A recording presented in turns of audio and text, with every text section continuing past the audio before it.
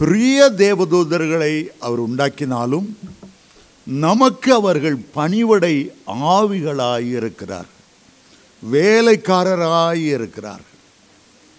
ஒரு நாளும் ஒரு வேலைக்காரன் எஜமானை மிஞ்சினவன் அல்ல. ஆண்டவர் நம்மை எஜமானாய் வைத்து நமக்கு பணிவிடை செய்ய வேலைக்காரர்களை போல பெரிய பெரிய தேவ தூதர்களை அவர் தந்திருக்கிறார். நாம் ரட்சிக்கப்படும் போது தேவ தூதர்களிலும் பெரியவர்களாக ராஜாதிராஜனுடைய பிள்ளைகள், சுதந்திரவாளிகள் என்கிற மேன்மையான நிலைமைக்கு கொண்டு வந்து வைக்கிறார். அபிஷேகம் பெறும்போது பிள்ளைகள் என்கிற நிலைமை மாறி அவருடைய மணவாட்டி என்கிற நிலைமைக்கு வருகிறோம். ஜெயங்கொண்டவர்களாய் இந்த உலகத்தின் ஓட்டத்தை ஓடி முடிக்கும்போது உயிர்த்தெழுதலிலே நாம் தேவதூதர்களைப் போல இருப்போம் என்று மத்தேயு 22:20 சொல்லப்பட்டிருக்கிறது. மாத்திரமல்ல, தேவதூதர்களோடு ஆண்டவர் தம்முடைய சிங்காசனத்தை பகிர்ந்து கொள்ளவில்லை. ஜெயங்கொண்டவர்கள், இயேசு சொல்லுகிறார், நான் ஜெயங்கொண்டு என்னுடைய பிதாவினுடைய சிங்காசனத்தில் வீற்றிருக்கிறது போல ஜெயங்கொள்ளுகிறவர்கள் என்னுடனே என்னுடைய சிங்காசனத்திலே உட்காரும்படி அருள் செய்வேன். எந்த தேவதூதனுக்கும் சிங்காசனத்தை கிட்டவே வர முடியாது, ஆண்டவரை முகமுகமாய் பார்க்க முடியாது. 2 சட்டைகளால் முகத்தை மூடிக்கொண்டு தூரத்திலிருந்து அவரை தரிசிக்கிறார்கள். நாம் தேவதூதர்களைப் போல இருப்பது மட்டுமல்ல, சுதந்திரவாளிகளாய் இருப்பது மட்டுமல்ல, கர்த்தருடைய சிங்காசனத்தில் வீற்றிருக்கிறது போல இன்னும் ஒரு மேன்மையான பகுதி ஆண்டவர் நமக்கு வைத்திருக்கிறார். நாம் இயேசுவை போல இருப்போமா?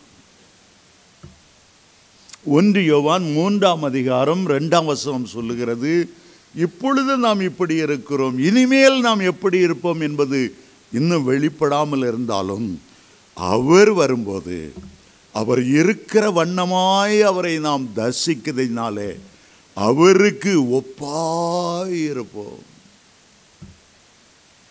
தேவதூதர்களைப் போல இருப்போம் என்று சொன்னாலும் கூட அதைவிட கோடி மடங்காய் இயேசுவை போல் அந்த நேரம் நாம் மாற்றப்பட்டு விடும். ஆண்டவர் தன்னுடைய ஒரே பேரான குமாரனா இயேசு கிறிஸ்துக்கு ஒரு மணவாட்டியை தெரிந்து கொள்ளும் போது பரலோகத்திலிருந்து ஒன்றையும் அவர் தெரிந்து கொள்ளாமல் பூமியில் உள்ள மனுஷரையே, சபையையே கர்த்தர் தனக்கு மணவாட்டியாய் தெரிந்து கொண்டார். யோவான் சொல்லுகிறார், நான் மணவாளனுடைய தோழன், மணவாட்டி உடையவனே மணவாளன். பழைய ஏற்பாட்டு பரிசுத்தவான்கள், அதில் பெரிய பரிசுத்தவான் யோவான் ஸ்நானகன், அவன் சொன்னான், நான் கர்த்தருடைய சிநேகிதன் என்கிற நிலைமை வரம்தான் நான் முடியும்.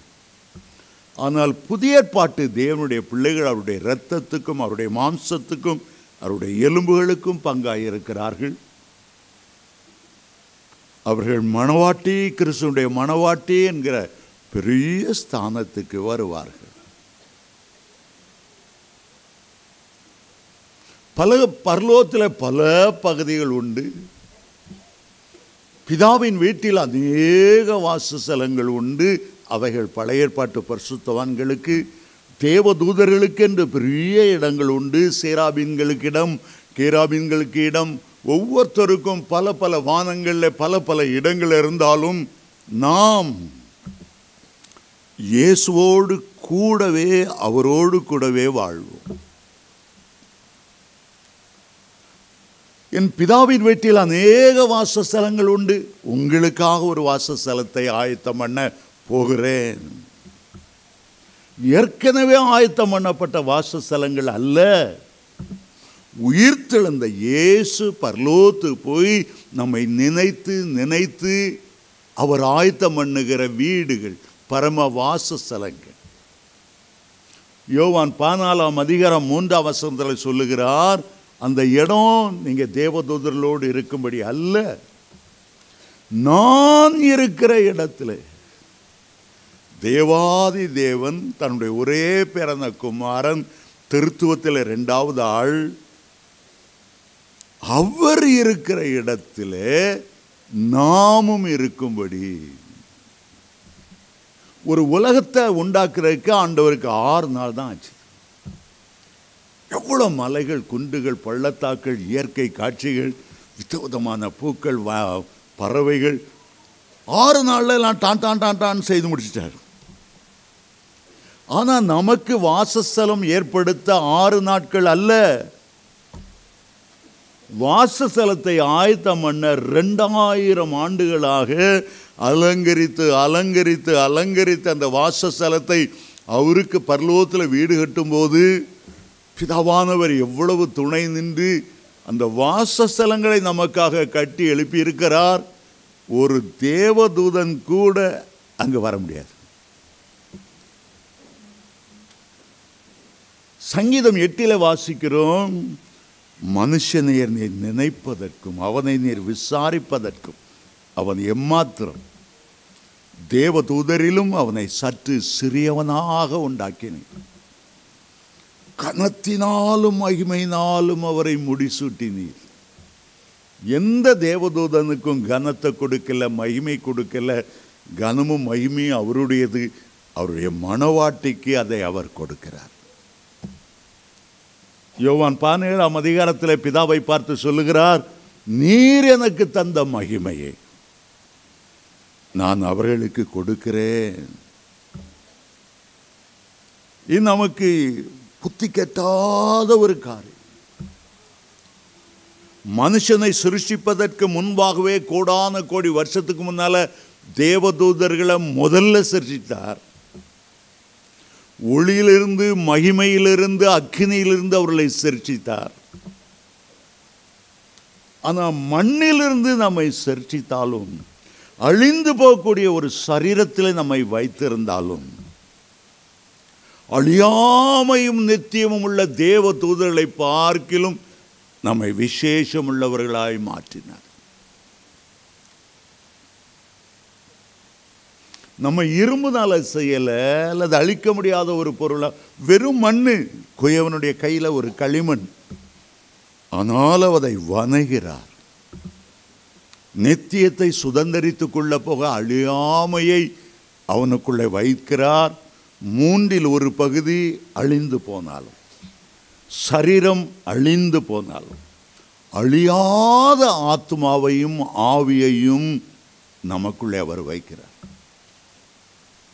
சரி, எபிரேயருக்கு இந்த நிருபம் 12ஆம் அதிகாரத்துக்கு திருப்பிக் கொள்ளுங்கள்.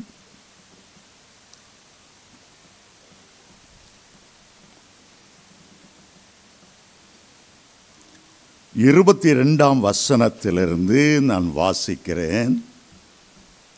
வாசிக்கும் போதே நீங்கள் எண்ணிக்கொண்டே வாருங்க, நீங்கள் எங்கெல்லாம் வருகிறீர்கள், ஆண்டவர் உங்களை எங்கெங்கெல்லாம் கொண்டு வருகிறார்.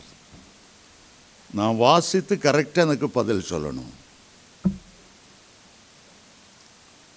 22ஆம் வசனம் நீங்களோ என்று ஆரம்பிக்கிறது. அந்த நீங்களோ என்றார் யார்?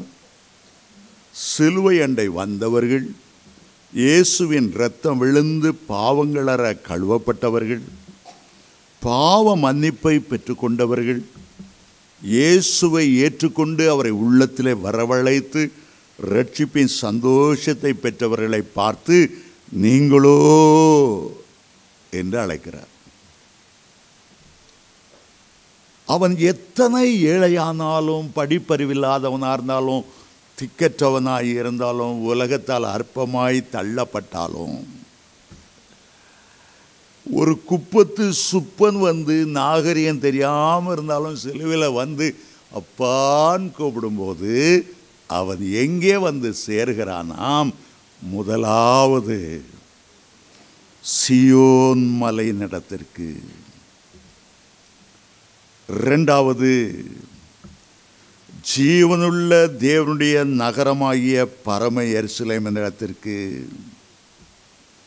மூன்றாவது 1000-10,000 தேவதூதர்களிடத்திற்கு, நான்காவது பரலோகத்தில் பேரெழுதப்பட்டிருக்கிற முதற்பேரானவர்களின் சங்கமாகிய சபையினிடத்திற்கு. இதுவரை எத்தனை வந்திருக்கு? Very good. நல்லா கவனிக்கிறீங்க. உங்களை மாதிரி கவனித்து தாகமாக வாஞ்சியாக உள்ளவங்களை வேற எங்கேயும் பார்க்க முடியாது. பரலோகத்தில் பேரெழுதப்பட்டிருக்கிற முதற்பேரானவர்களின் சர்வசங்கமாகிய சபை நடத்திற்கு, யாவருக்கும் நியாயாதிபதியாகிய தேவனிடத்திற்கு, பூரணமாக்கப்பட்ட நீதிமான்களுடைய ஆவிகளின் இடத்திற்கு. எத்தனை? Very good. புது உடன்படிக்கையின் மத்தியஸ்தராகிய இயேசுவின் இடத்திற்கு, ஆபேலின் இரத்தம் பேசினதை பார்க்கிலும் நன்மையானவைகளை பேசுகிற இரத்தமாகிய தெளிக்கப்படும் இரத்தத்தின் இடத்திற்கு. எத்தனை?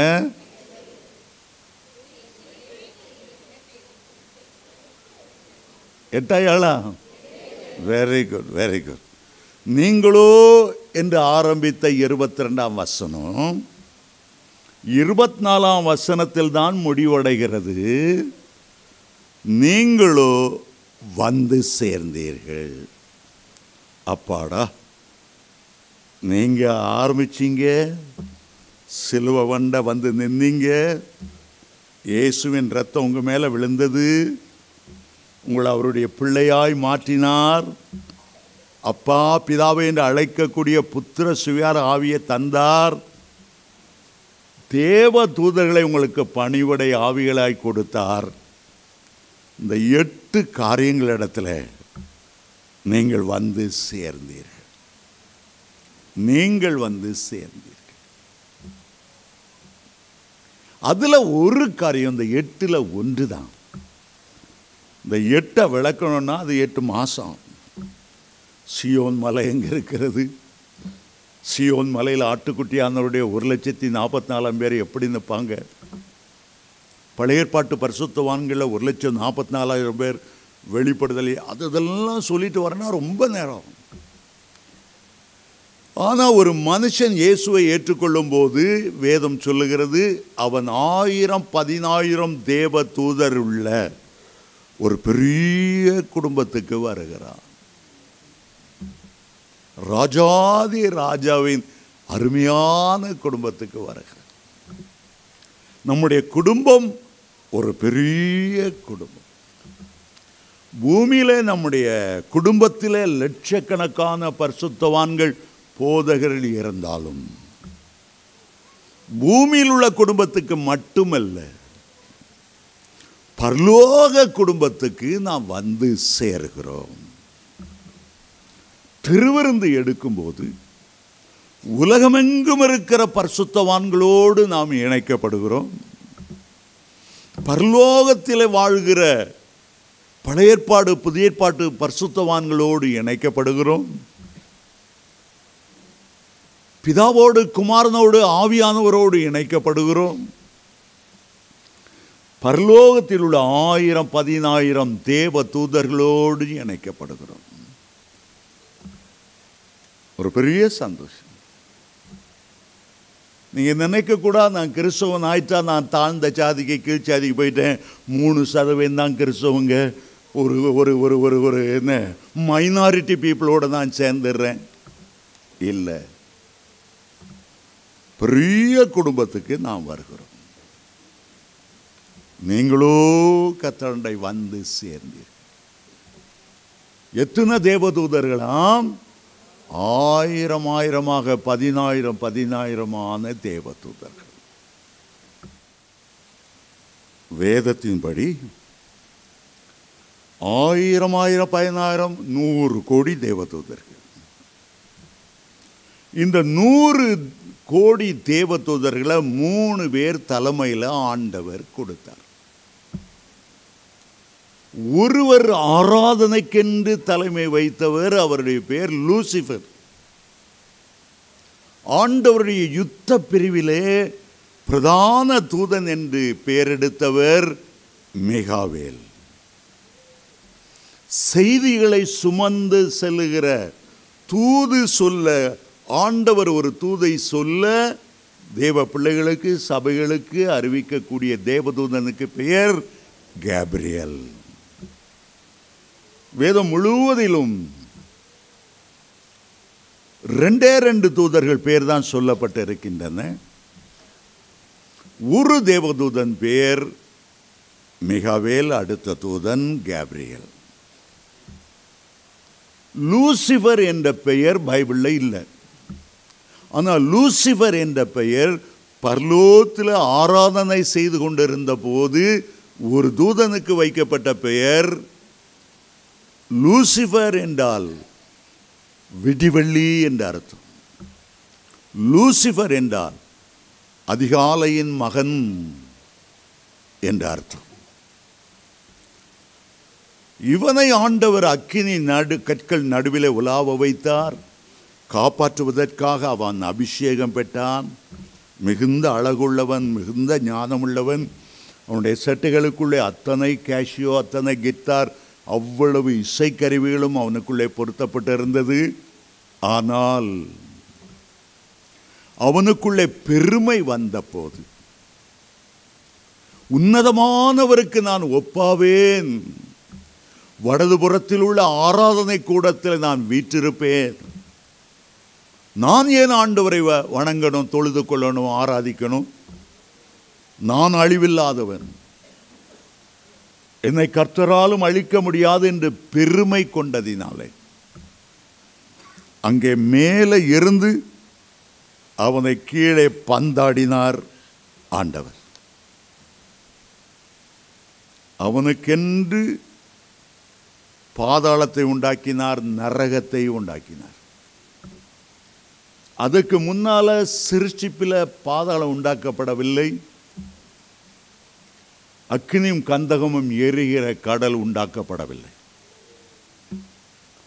ஆதியாகமம் 1:1 சொல்லுகிறது, ஆதியிலே தேவன் வானத்தையும் பூமியையும் சிருஷ்டித்தார், பாதாளத்தை அவர் சிருஷ்டிக்கவில்லை.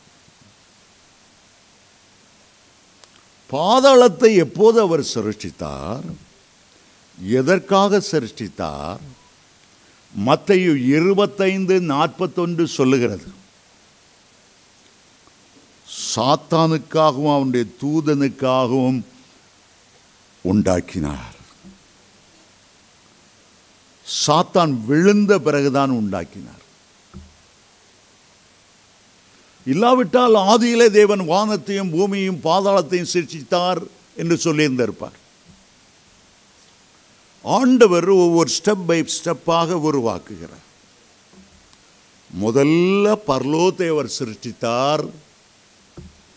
தமிழில் அதை வானம் என்று சொல்லுகிறது, ஆங்கிலத்தில் த ஹெவன் அண்ட் எர்த். முதலாவது அவர் பூமியை சிருஷ்டிக்கவில்லை, வானத்தை அவர் சிருஷ்டித்தார். நமக்குள்ளே ஆண்டவர் முதலாவது சிருஷ்டிக்க விரும்புகிறது உலகமல்ல, உலகத்தின் காரியம் அல்ல, உலகத்தையும் ஆசைச்சும் ஒளிந்து போகும். நமக்குள்ளே பரலோகத்தை ஆண்டவர் ஸ்தாபிக்கிறார்.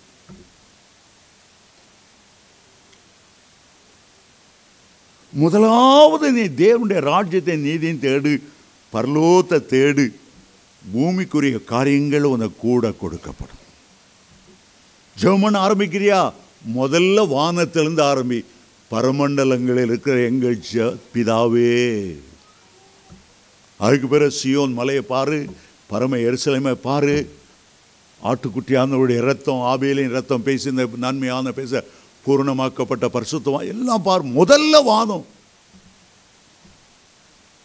ஆகவே தான் வானத்துக்குரிய இயேசு நமக்குள்ளே வந்து வாசம் பண்ணுகிறார். பரலோக ராஜா. கொலோசியர் 1:27 சொல்லுகிறது, கிறிஸ்துவானவர் மகிமையின் நம்பிக்கையாக உங்களுக்குள் வாசம் பண்ணுகிறார். பரலோகம் உங்களுக்குள் வாசம் பண்ணுகிறது. அதுபோல ஆவியானவரை நீங்கள் ஏற்றுக்கொள்ளும் போது, அபிஷேகம் பெறும்போது, அவர் உங்களுக்குள்ளே வந்து வாசம் பண்ணுகிறார். 1 பேதுரு 4:14 சொல்லுகிறது, மகிமையின் ஆவியானவர் உங்களுக்குள் வாசம் பண்ணுகிறார். 1 கொரிந்தியர் 3:16 நீங்கள் தேவனுடைய ஆலயமாயிருக்கிறீர்கள், கர்த்தருடைய ஆவியானவர் உங்களுக்குள்ளே வாசம் பண்ணுகிறார். 1 கொரிந்தியர் 6:19 சொல்லுகிறார், உங்களுடைய சரீரமானது நீங்கள் தேவனாலே பெற்றும் தேவன் தங்கியிருக்கிற ஆலயம் என்று அறியாதிருக்கிறீர்கள். 2 கொரிந்தியர் 6:17, 18, 19 நீங்கள் தேவனுடைய ஜீவனுள்ள தேவனுடைய ஆலயமாய் இருக்கிறீர்கள், அவர் உங்களுக்குள் இறங்கி உலாவுகிறார். உங்களை பரலோகத்துக்குரியவர்களாய் மாற்றும்படி உங்களுக்குள்ளே அவர் வானத்தை சிருஷ்டிக்கிறார், பரலோகத்தை சிருஷ்டிக்கிறார், உங்களுக்குள்ளே வந்து தங்கி இருக்கிறார். நான் சொல்றது உங்களுக்கு புரியுதா? சரி, ரொம்ப சீரியஸாக இருக்குது. ஒரு ஸ்டோரி சொல்கிறேன், இதை நீங்கள் புரிஞ்சானது போதும். ரிச்சர்ட் உம்பரான் என்று ஒரு தேவனுடைய மனிதன் இருந்தார். அவர் கம்யூனிஸ்ட் தேசமாகிய ருமானியாவிலே ஒரு பேப்டிஸ்ட் பாஸ்டராக இருந்தார். இயேசுவின் மேல் வைத்த அன்பின் நிமித்தம், விசுவாசத்தின் நிமித்தம் அந்த தேசம் கம்யூனிஸ்டுகள் கையில் விழுந்த போது அவரை அரெஸ்ட் பண்ணினார்கள். 14 வருஷம் சிறை தண்டனை என்று அவருக்கு கொடுக்கப்பட்டது. பயங்கரமான சவுக்கடி, சித்திரவதைகள், அவமானம், கேலி, பரியாசங்கள், குளித்து எத்தனையோ வருஷங்களாக போகிறது. ஒரு முறை அவர் பூமிக்கு கீழே 30 அடி கீழே ஒரு பாதாள அறையில், எந்த வெளிச்சமும் கிடையாது, அதுக்குள்ளே அடைக்கப்பட்டார். எப்பொழுதாயும் மேலேருந்து ஒரு பாட்டில் தண்ணியும், வாரத்துக்கு ஒரு தடவை காஞ்சி போன பிரெட்டும் வரும். எலும்பும் தோலுமாய் இருந்தார். அவருக்கு ஒரு நாள் ஒரு எண்ணம் வந்தது, இந்த தேவ தூதர்கள் எனக்கு பணிவிடை ஆவிகள் என்று வேதம் சொல்லுகிறது. நான் என்னுடைய சபையை சாரை சந்தித்து, விசுவாசிகளை சந்தித்து பல வருஷங்கள் ஆகிவிட்டன. என்னுடைய விசுவாசிகள் விசுவாசத்தில் நிலைத்திருக்கிறார்களா, பின்மாற்றத்தில் போய்விட்டார்களா எனக்கு தெரியவில்லையே. ஆகவே ஆண்டவரை நோக்கி ஜெபம் பண்ணினார். கடைசியாக என்னுடைய சபையை நான் விட்டு பிரியும் போது எனக்கு 200 விசுவாசிகள் இருந்தார்.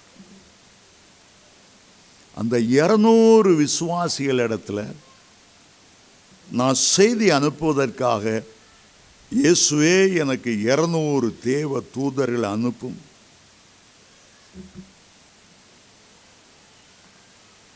ஊக்கமாக ஜோமன்னார். ஒரு அரை மணி நேரம் ஆகல, அந்த சின்ன சிறைச்சாலை பயங்கரமான ஒளி மயமான பிரகாசத்தில் நிரம்பி இருந்தது. 20 பேர், 200 பேர் அந்த அறைக்குள்ளே நெருக்கி அடிச்சிட்டு இருந்தாங்க.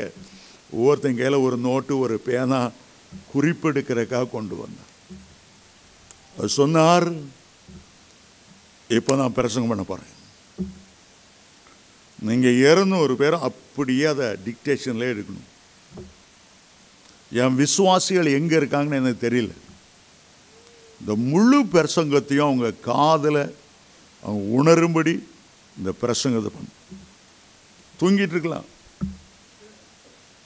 ஆனால் நான் பிரசங்க பீடத்திலிருந்து பேசுகிறது போல் அந்த சத்தம் அவங்க காதில் துணிக்கணும். எழுந்து நின்றார், அந்நிய பாஷையில் அப்படியே பேசினார். கர்த்தர் கொடுக்கிற செய்தியை பேச ஆரம்பித்தார். வழக்கம் போல 45 நிமிடம் அவருடைய பிரசங்கம் நீடித்தது. சரி போய் சொல்லிவிட்டு வாங்க. நேரே பறந்து போனார்கள். 1 மணி நேரம் கழிச்சு எல்லாரும் திரும்பி வந்தாங்க. நீங்க சொன்னபடியே நாங்க செய்தோம். எல்லாரும் எப்படி இருக்காங்க? கொஞ்சம் பேரை தவிர மற்ற எல்லாருமே ஃபயரா இருக்கிற. இப்போ என் மனைவிக்கு சொல்ல வேண்டியதெல்லாம் எழுது, என் மகனுக்கு சொல்ல வேண்டியதெல்லாம் எழுது. அப்படியே ஒவ்வொரு ஞாயிற்றுக்கிழமையும் அவர் செய்தி அனுப்புவாராம். ஞாயிற்றுக்கிழமை எப்போ வருதுன்னு தெரியாது. எப்படி ஞாயிற்றுக்கிழமை வருகிறது அவர் கண்டுபிடிப்பார்னா, மற்ற நாட்களை விட ஞாயிற்றுக்கிழமையில் கர்த்தரை துதிக்கணும்னு ஒரு ஆர்வம்.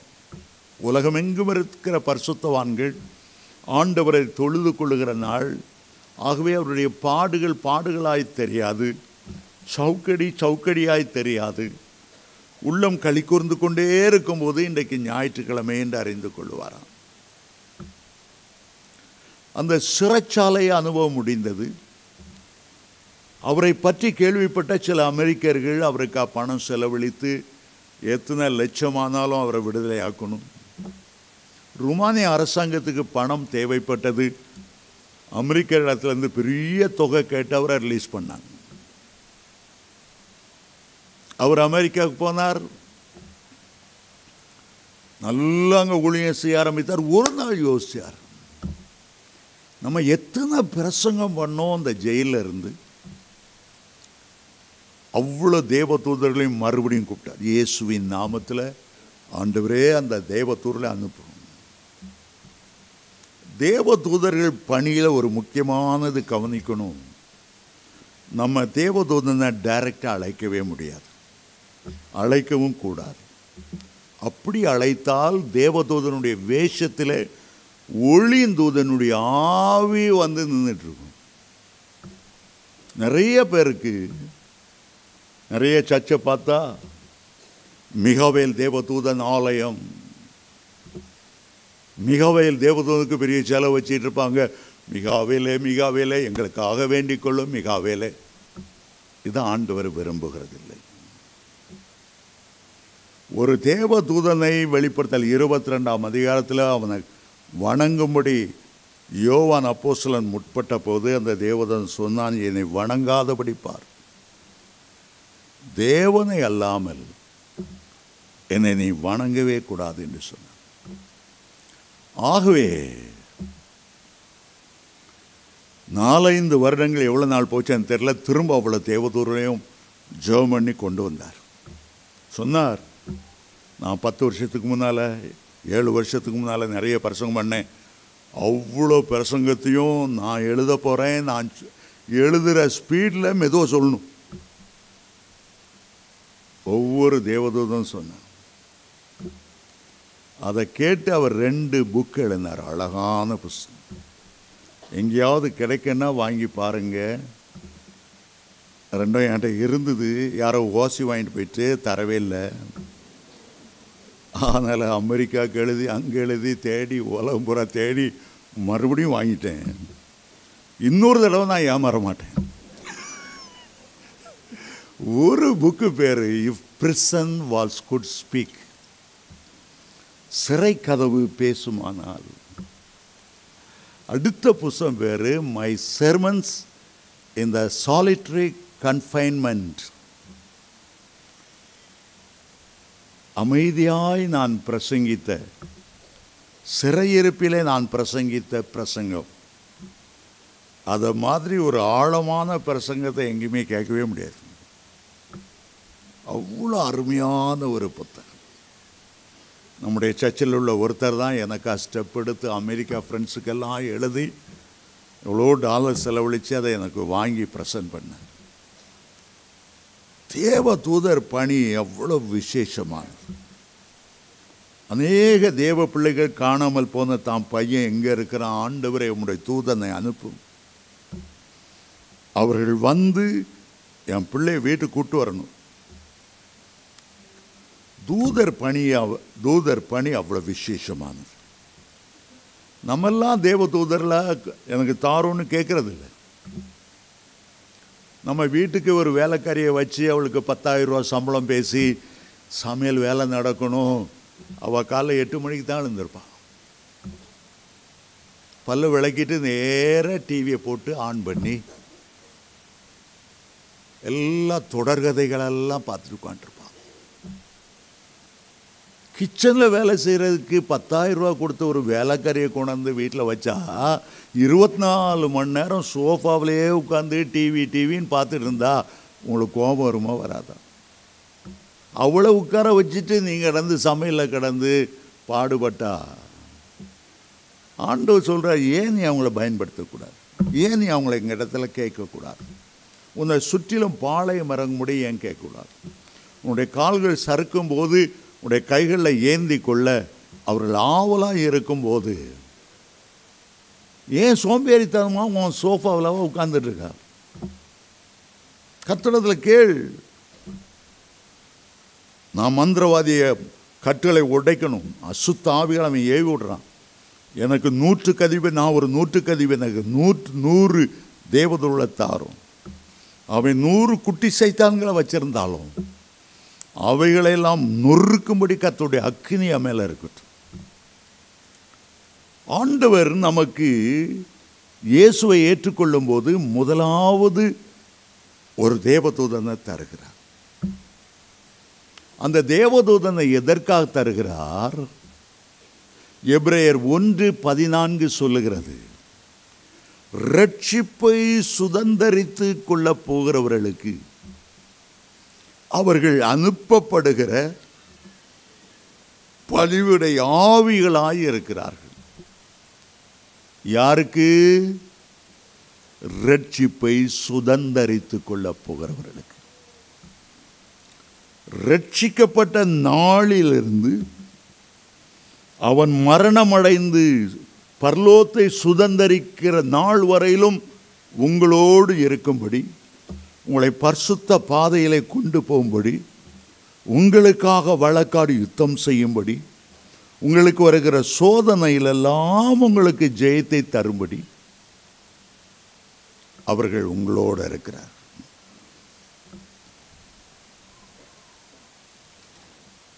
ஆண்டவர் சொன்னார் மத்தேயு 18:10, ரட்சிக்கப்பட்ட இந்த ஒருவரையும் அற்பமாய் எண்ணிராத. அவருடைய தேவ தூதர்கள் அவர்களை பரலோகத்தில் ரெப்ரசன்ட் பண்றாங்க. உங்க வீட்டில் வேலை செய்கிற ஒரு முனியம்மாவா இருக்கலாம், படிப்பறிவில்லாதவ, தலையெல்லாம் பேனா நிறைஞ்சிருக்கலாம். என் வீட்டு வேலைக்காரி தானே, அற்பமாக பேசாது. ஏன்னா அவள் ரட்சிக்கப்பட்டிருக்கா, ஏன்னா அவளுக்கு ஒரு தேவதூதன் இருக்கு. நீ அவளை கண்ணா புண்ணான்னு திட்டினா அவன் நேர மேலே போய் கர்த்தருடைய சமூகத்தில் ரிப்போர்ட் பண்ணுவான். ஒருவருக்கு ஒரு தூதன், குறைஞ்சது ஒரு தூதன் இருப்பான். பரலோகத்தையும் பூமியும் கனெக்ட் பண்ணி எல்லாத்தையும் பிதாடத்தில் போய் சொல்லிகிட்டே இருப்பான். கோள் மூட்டுவான்னு அர்த்தம் அல்ல அதுக்கு. உங்களுடைய குறைவுகளையும் சொல்லுவான், நிறைவுகளையும் சொல்லுவான். சிலருக்கு 2 தேவதூதர் இருப்பாங்க, சிலருக்கு 3 இருப்பாங்க.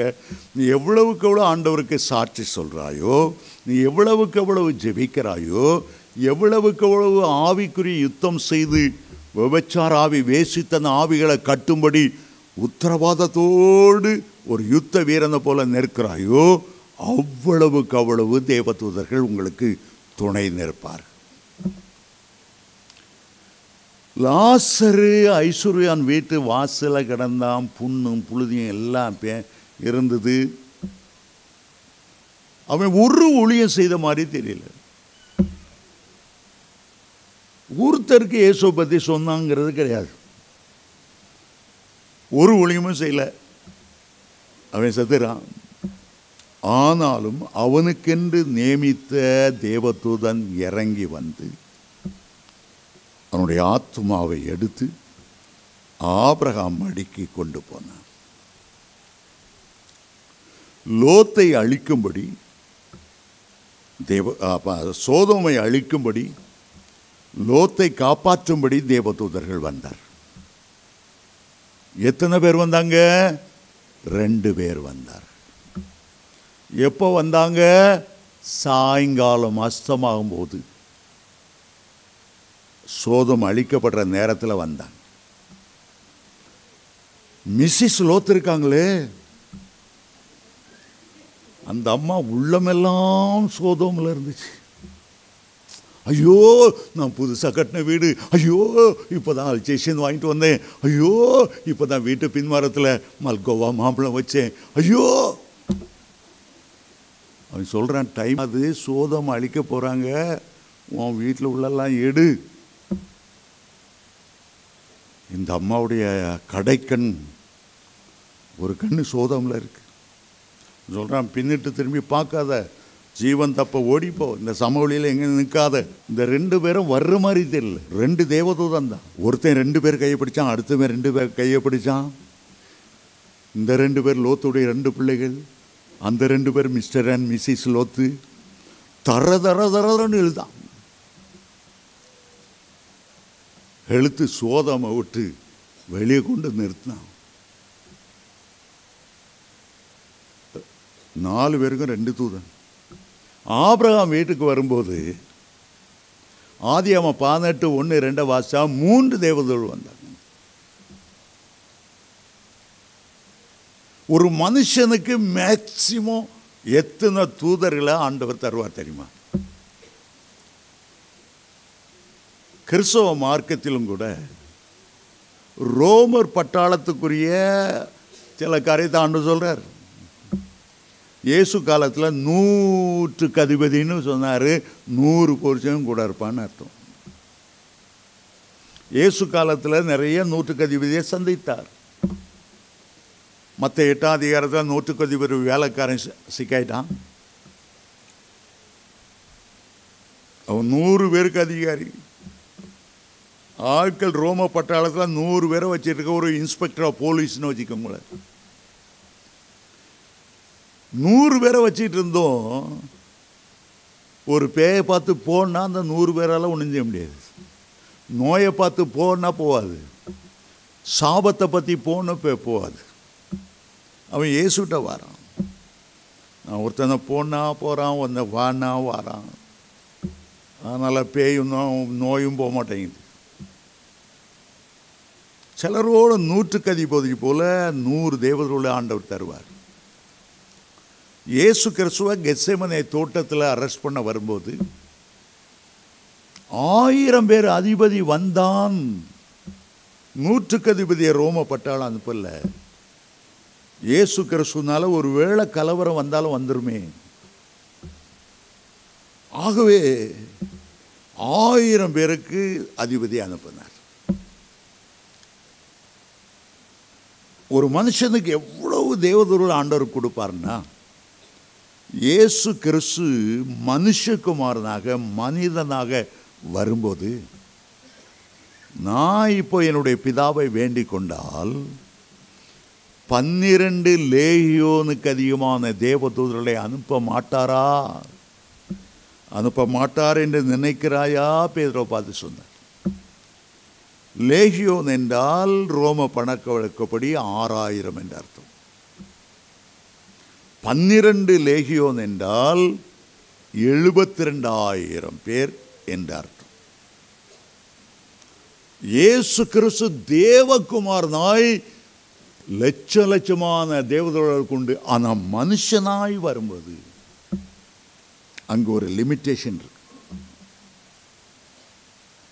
தேவகுமாரனாய் இருக்கும்போது 1000-10,000 தூதர்கள் அவருக்கு பணிவிடை செய்ய, அவ்வளோ கேராபீன்கள் சேராபீன்கள் பணிவிடை செய்ய ஆயத்தமாக இருக்கிறாங்க. ஆனால் ஒரு ஊழியனுக்கு மேக்சிமம் பூமியில் வாழுகிற வரையிலும் 72,000 பேரை ஆண்டவர் கொடுக்கிறார். 1000-10,000 தேவதூதர்கள் 3 பேருக்கு கொடுத்திருக்கிறாரு.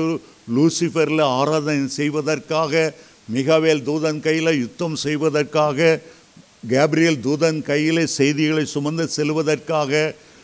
ஆளுக்கு 33 கோடி பேர், அவருக்கு 33 கோடி பேர், அவங்களுக்கு 33 கோடி பேர், 3 சேர்ந்தா 100 கோடி பேர். ஆனால் விழுந்தது லூசிஃபரோடு இருந்து 33 கோடி பேர் விழுந்தாங்க. சிருஷ்டிக்கிற வல்லமையை தேவதூதனுக்கு ஆண்டவர் கொடுக்கவில்லை. தேவனாகிய கர்த்தர் ஒருவரே வானத்தையும் பூமி உண்டாக்கின கர்த்தர். தொழுது கொள்ளும் போது அவரைத்தான் நீங்கள் தொழுது கொள்ள வேண்டும். வானத்தையும் பூமி உண்டாக்கின கர்த்தரையே தொழுது கொள்ளுங்க. தள்ளுபடி ஆகமம் என்ற ஒரு ஆகமம் உண்டு. அதில் சில தேவதூதருடைய பெயர்கள் கொடுக்கப்பட்டிருக்கு. கத்தோலிக்கர்கள் அடிக்கடி ஒரு தேவதூதனை பற்றி சொல்லுவார்கள், ரஃபேல் என்று. ரஃபேல் என்பதற்கு கர்த்தரின் பரிகாரி, கர்த்தர் சுகம் கொடுக்கிறவர் என்ற அர்த்தம். அநேக வேத பண்டிதர்கள் என்ன சொல்லுகிறார்கள், இந்த ரஃபேல் தேவதூதன் தான் பெதெஸ்தா குளத்தை கலக்கி முதலாவது இறங்கிறவன் சுகமடைவான். அந்த தேவதூதனுடைய பெயர் ரஃபேல் என்று சொல்லுகிறார்கள். இந்த ரஃபேலை குறித்து தள்ளுபடி ஆகமத்தில் தான் அதிகமாக எழுதப்பட்டிருக்கிறது. மொத்தம் 7 தேவதூதர்கள் பெயர்கள் தள்ளுபடி ஆகமத்தில் இருக்கிறது. ஏற்கனவே நான் சொன்னபடி லூசிஃபர், மிகாவேல், கேப்ரியேல், ரஃபேல். அடுத்த பெயர் ராகுவேல். அடுத்த பெயர் ரெமியேல். அடுத்த பெயர் சாரகேல். 7வது யூரியேல். தள்ளுபடி ஆகமத்திலே ஒரு ஆகமம் ஏனோக்கின் புத்தகம் என்று அழைக்கப்படுகிறது. அதில் 20ஆம் அதிகாரம் 1 முதல் 8 வசனங்களை நீங்கள் வாசிக்கும்போது இந்த தூதருடைய பெயர்களை நீங்கள் அங்கே பார்க்கலாம். வெளிப்படுதல பல இடங்களில் 7 தூதர்களே காலம் ஊதினார்கள்.